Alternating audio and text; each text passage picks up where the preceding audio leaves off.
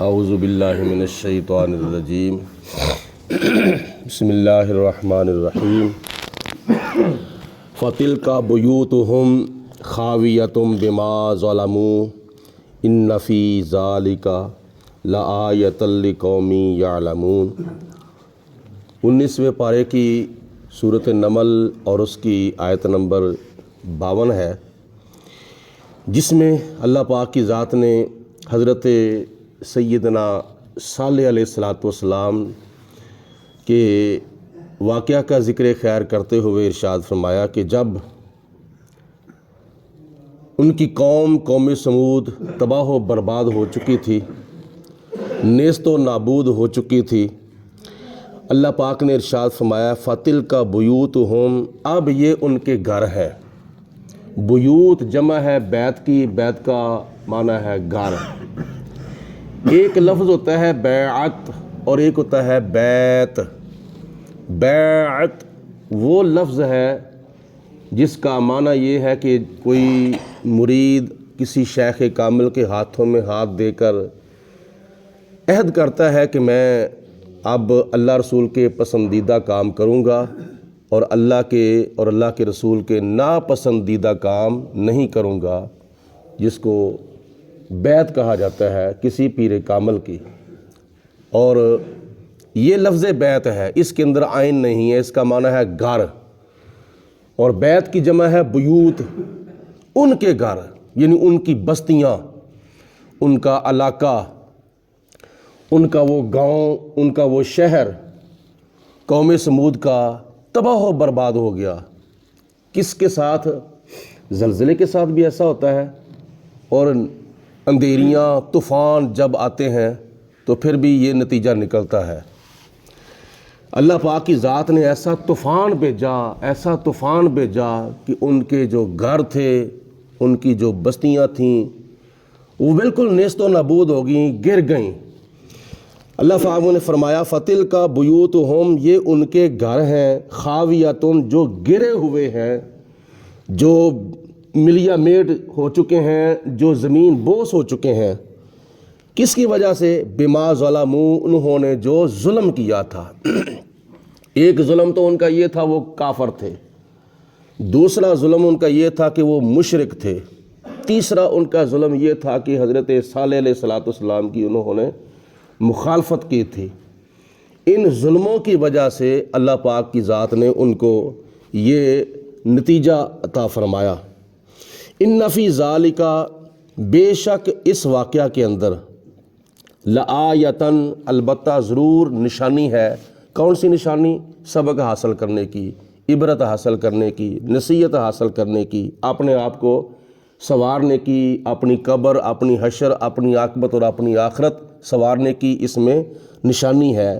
کن کے لیے؟ لقوم یعلمون، اس قوم کے لیے جو قوم جانتی ہے، جس کو علم ہے کہ یہ واقعہ قرآن پاک میں لکھا ہے اور پہلی قوموں کے اندر یہ واقعہ رونما ہوا ہے، ان کے لیے یہ کیا ہے؟ سبق اور عبرت۔ آگے اللہ پاک نے ارشاد فرمایا کہ کن کو خدا تعالیٰ نے بچا لیا؟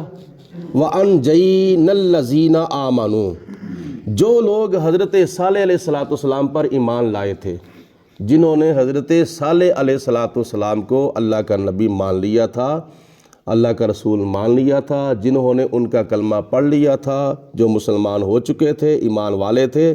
وَأَنْجَيْنَا الَّذِينَ آمَنُوا، ہم نے ان ایمان والوں کو بچا لیا اس عذاب سے۔ بِمَا وَكَانُوا يَتَّقُونَ، اور ایمان لانے کے بعد جنہوں نے تقوی اختیار کیا، پرہیزگاری کی۔ تقوی، پرہیزگاری کس کو کہتے ہیں؟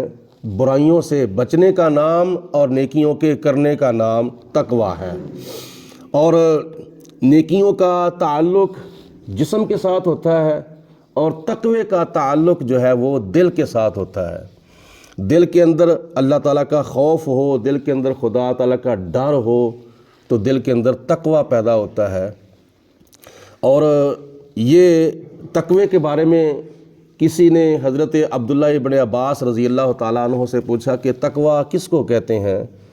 تو انہوں نے آگے سے جواب دیا کہ آپ کبھی خاردار وادی سے گزرے ہیں؟ خاردار یعنی کانٹوں والی وادی، کانٹوں والا کو راستہ ہو، اس سے کبھی آپ گزرے ہیں؟